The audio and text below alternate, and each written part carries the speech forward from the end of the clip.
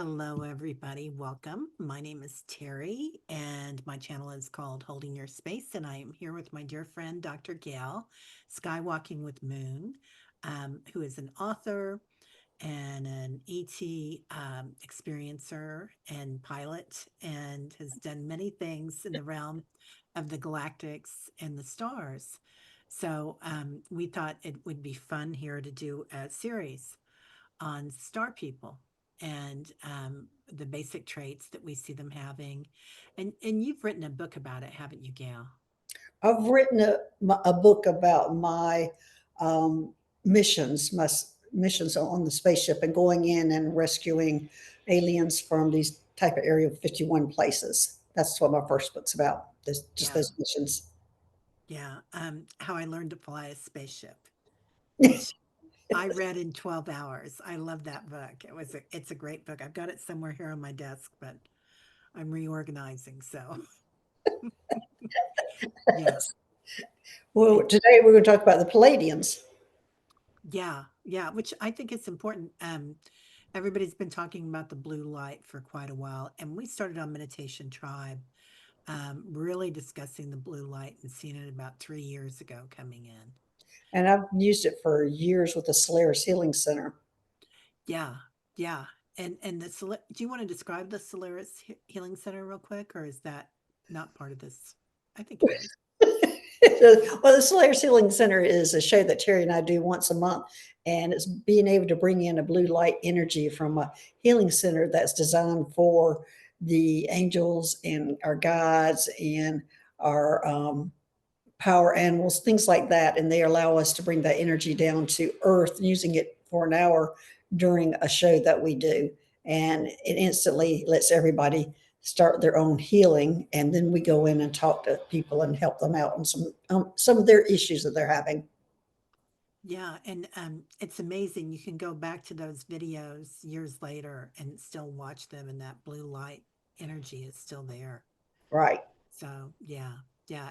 It's a higher, much higher frequency than um, the 3D. So yeah, it's really beautiful.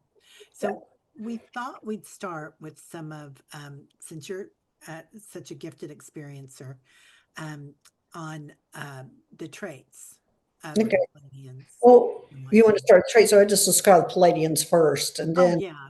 okay. So the Pleiadians are from the star system Pleiades, and it consists of planets and stars. And I'm looking down and reading because I don't want to forget anything. Okay. And it's often called the Seven Sisters. We've all hear about the Seven Sisters, and that's the Pleiades, and that's what we can see in the sky, are those seven stars. And it's called the Seven Sisters from the Greek mythology.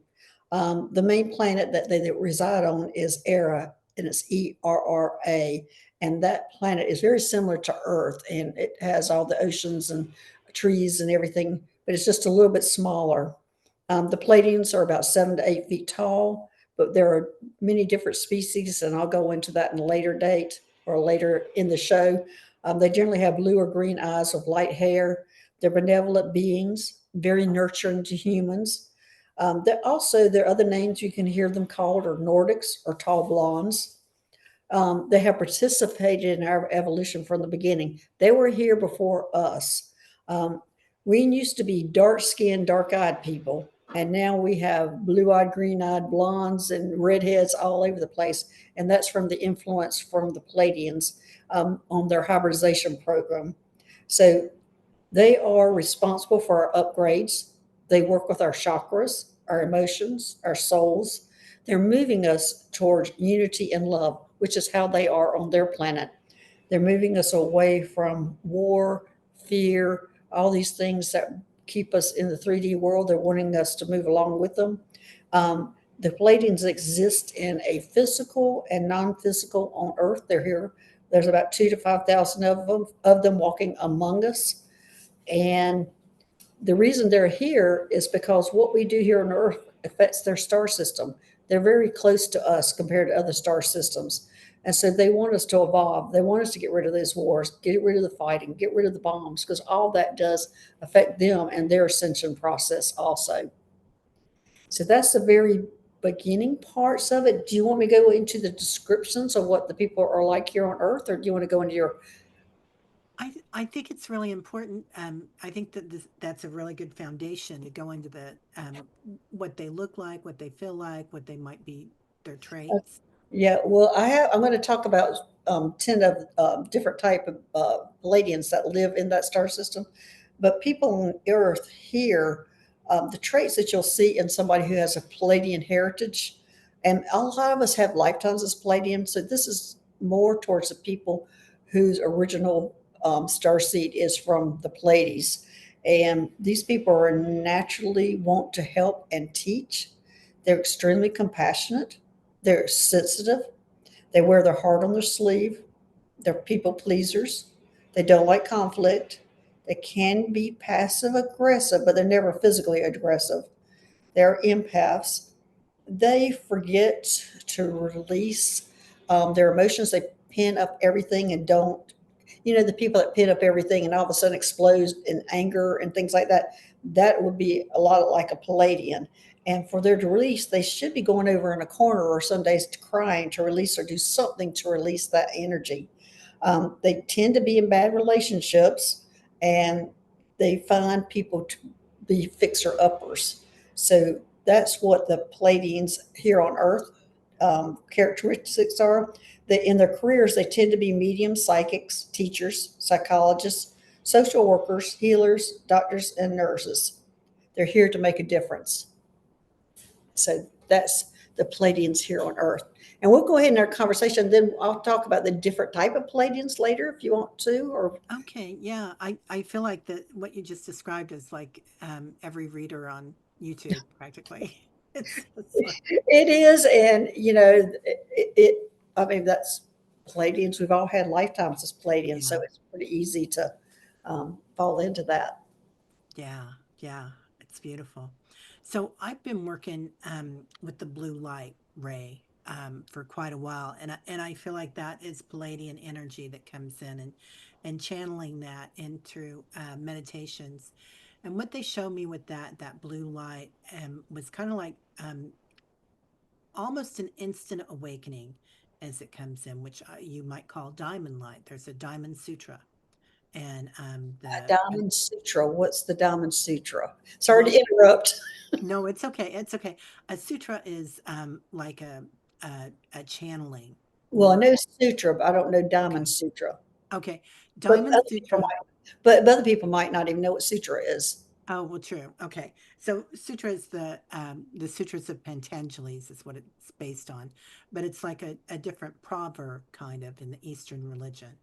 And this is ancient from the Vedas.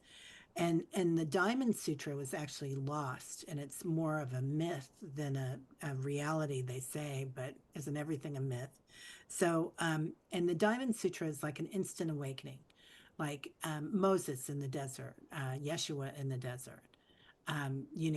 All of a sudden you hear so many times of people that um, have a out of body experience or a near death experience, and all of a sudden it changes their world. So Mhm. it's that diamond light that comes in, and blue diamond light in particular. So as this light comes in, it's filled with peace, the frequency of um, divine truth and recalibration. It also works very closely with what I call the high heart, which is the space between your heart space, your heart chakra, and your throat chakra. And I see that as your divinity, your source of divinity, kind of like your oversoul that you take with you from lifetime to lifetime. And when I work with that, if I work with that with a light being, it's usually Archangel Metatron that comes in with that. And so this light that works with your crystalline body. So you have your physical form. I'm getting deep here really fast. So tell me if I'm going too wild. But you have your physical form, and then you have your auric field, your energy body. And then outside of that, you have what we call your crystalline body or your light body, which again is like your oversoul, what you take with you from lifetime to lifetime.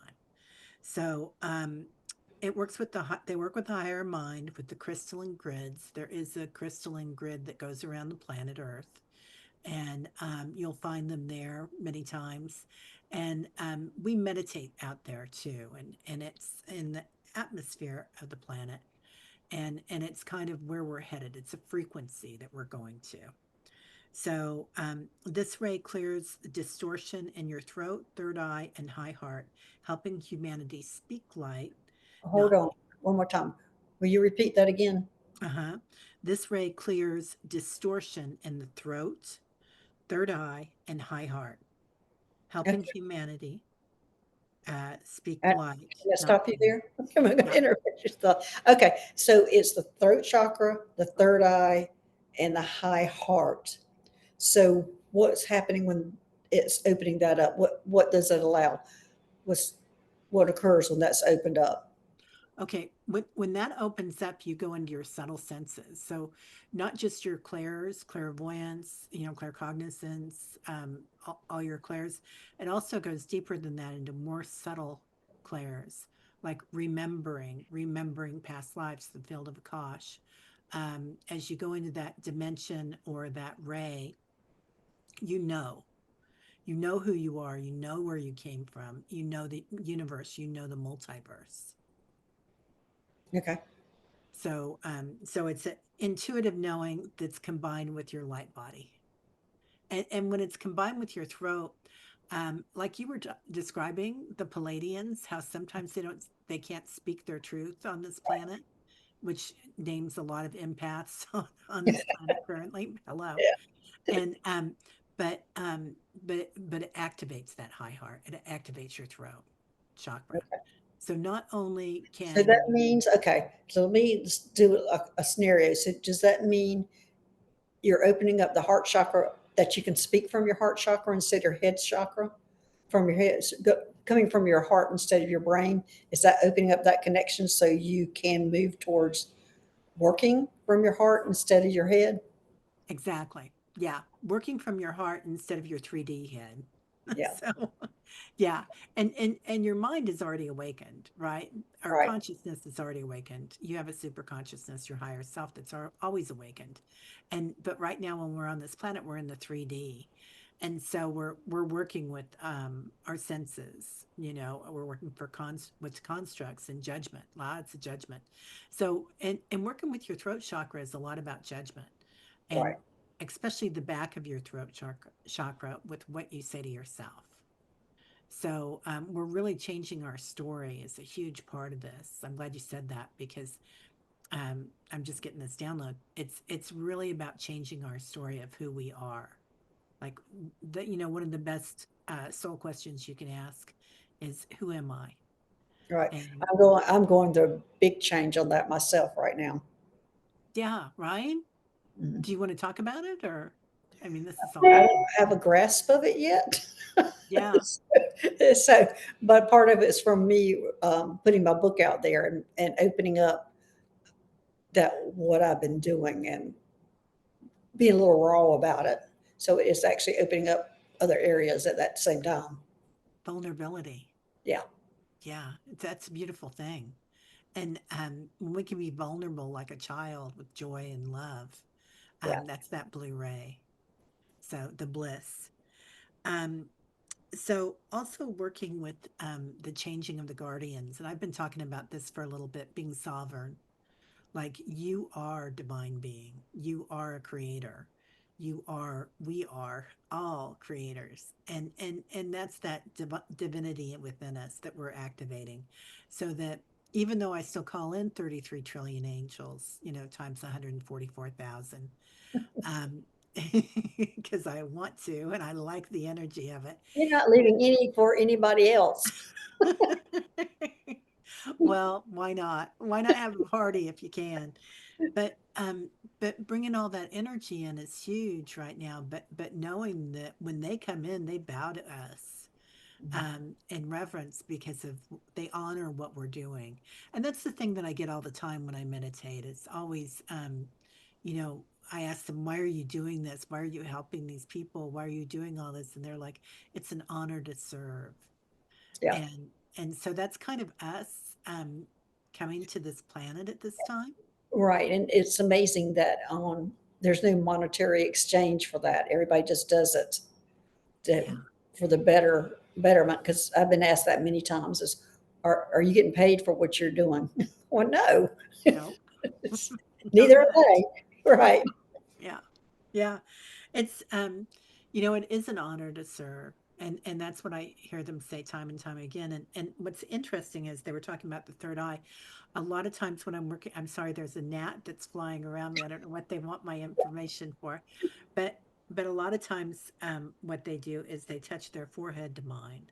Yeah. And that's another activation. And it's an honor also. And the gnat is on my forehead. I'm going to get that information and take it somewhere. Right. So there also talk about the Akash, the fielded Akash, and the lattice of the Akash. So the Akashic records libraries are an inner Earth, and they're on many other planets, and I feel like they're also in the Pleiades. And that interconnection, it's not every planet that gets that, so that's one of the reasons why they're really trying to help us. And that's I've got a few other things, but that's about it. So Okay. Or do yeah. you want to go into those, or do you want me to go into the different species on? No, go into the different species because I think that's really important. Okay. Well, there's 10 different species, and I'm going to be butchering these names and the stories. So bear with me. Um, so these are the 10 different species that are in the Pleiadian star system. And the first one is the star Taygeta, and the beings there are called Taygetas. So, and there are Taygeta Pleiadians, is what they're called. They tend to have dark hair and or brown hair, auburn hair, and sometimes blonde, but it's a dark blonde. Their eyes are blue, hazel, and sometimes, but rarely, brown. They're very attractive people. They have strong cheekbones and strong facial features.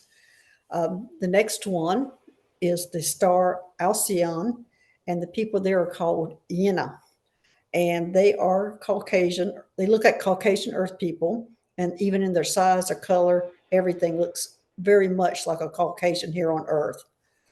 The next star is Electra, and the people on there is Engan. That's Engan, and they look similar to the Taydetras, the ones I talked about that had the dark hair and the light eyes. But the only thing different about them is they're heavier and rounder. Now, wouldn't you love to be called that, heavier and rounder? Because it doesn't mean anything to them, I'm sure. But when I read that, I went, I'd hate for somebody to say that, compare me to somebody and say, well, she's a little heavier and rounder. But okay, the next one is the star Maya, which, of course, we've all heard about the Mayan people, and they look similar to the Mayan people. They are, except they're bigger and darker, and they actually have red skin.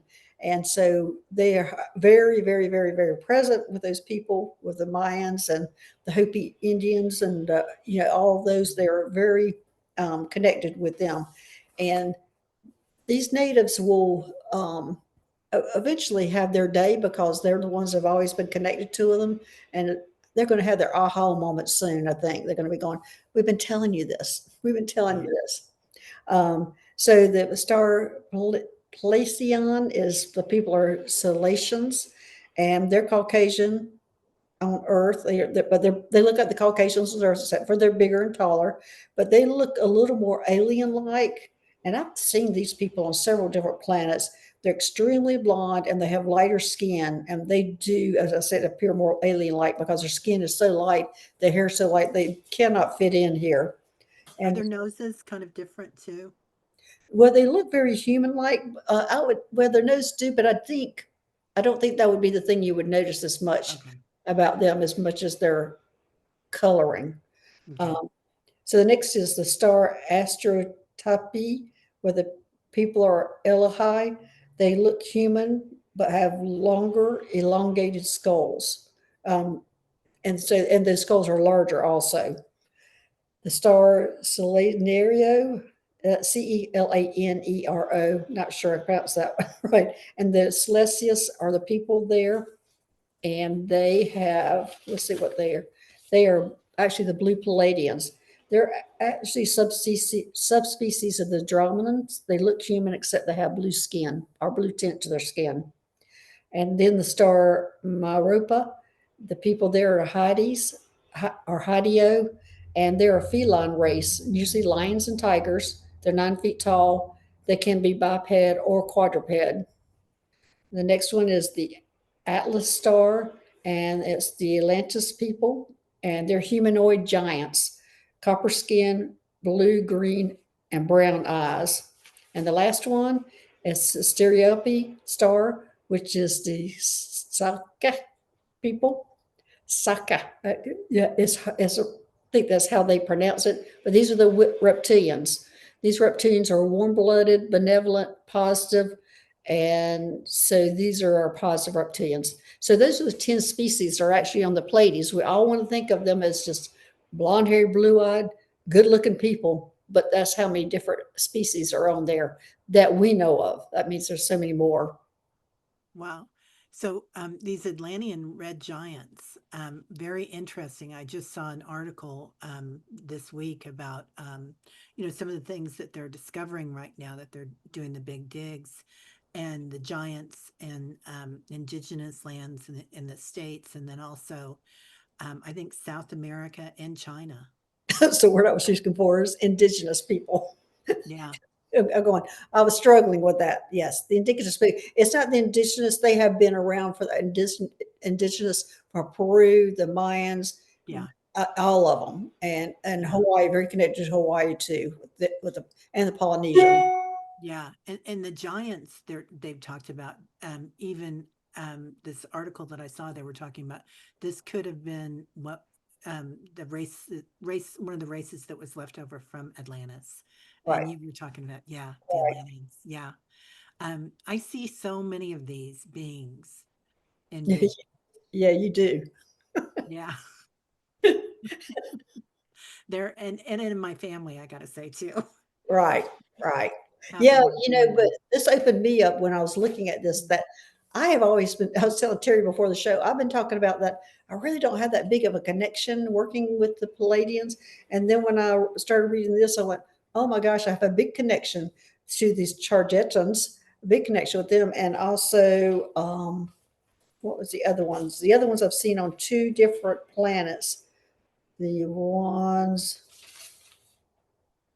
the people that are Salatians, the Pleiadian, on the star Pleiadian, I don't know how to say that. But anyway, I've seen them on 2 different planets and didn't know that's what they were. So it's amazing that I've been saying all this time, I really don't have a connection to the Pleiadians. I don't know why I'm not working with them, but obviously I have been. Yeah, and the red skinned ones, that was interesting. And the I And mean, the, a lot of them are white, but the Mayans, yeah. yeah, yeah, it was really interesting. Um, wow, that's pretty phenomenal. Was an Now, eye opener on what we try to categorize everything in these nice little places.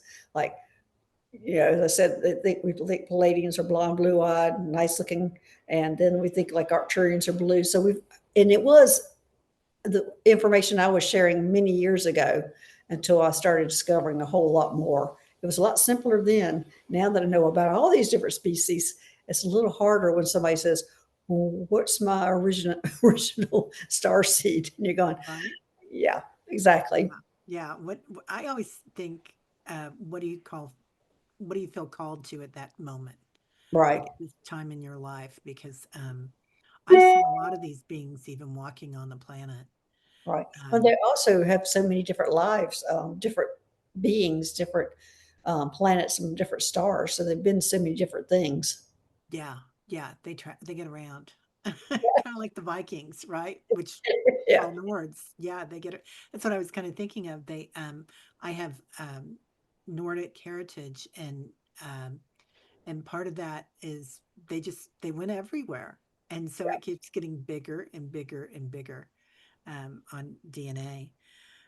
So I really feel like some of the messages that they're bringing in right now is that you're right where you need to be. You don't have to worry. And that's a hard thing to stomach, especially when you're worried about your family, your pets, you know, how you're going to live. But you're going to know intuitively where to be and what to do, I feel like. And that high heart energy, when we go into that, it's just going to be a beautiful time for us. It's going to be a lot different, and there might be some chaos coming, but you're where you're supposed to be. I feel like there's a lot of protection coming in, even though we're sovereign, that Right. we won't let something happen to this planet that, um, As the Pleiadians, it affects their star system if something happens to this planet. So they're very protective of it. yeah, yeah. And anyway, so is there anything else that we want to add to this part of the Pleiadians? Well, have you got more channeled information you were talking about? I do have some. Okay, so the blue light activates the high heart chakra, opening the path to the oversoul. It allows access to Pleiadian archives. So not only will we go into the Akashic records, what we feel are our past lives, but it also goes into the Akashic um, part of it that works with our oversoul, that goes into past lives as um, different star beings. So there's kind of this silk threads or gossamer threads that we're working with that, and they come in and show us which way to go, but also the path that we've had. Like we've left gossamer threads from past lives and genetically in different parts of the world and different parts of the star systems. So interconnecting with all of that is going to be a beautiful thing. It's called the triad of blue light. Um, Everybody that's here right now helping us, the Pleiadians, the Hathors, and the Lyrans, among Oh, many. okay. I was getting ready to say, what are the three? So you just, Yeah. okay. Yeah, yeah. And I feel like those are the three big ones. Do you feel that way? The Hathors, the Lyrans, and the Pleiadians, or would you name and Arcturians, of course? Arcturians are big. Also, Yeah, said the Lyrans, Arcturians are big, Pleiadians are big. And of course, the gray hybrids are big influence. yeah. And I think I pulled out Hathors because of my lineage, but but not as many. So okay, so yeah, so a transmission of light and remembrance that we're coming to. Yeah. So Good. yeah, Good yeah. information. Thanks. Good information on you too. I like this stuff. So, if you like this, please let us know in the comments. And we've got ideas on more of them that we're going to be putting out. And let us know who you want the next one to be on. So, all right. Sounds Well, great. thank you, Dr. Gail. All right. Thank you, Terry. Thanks, Bye. everybody. All right. Bye bye.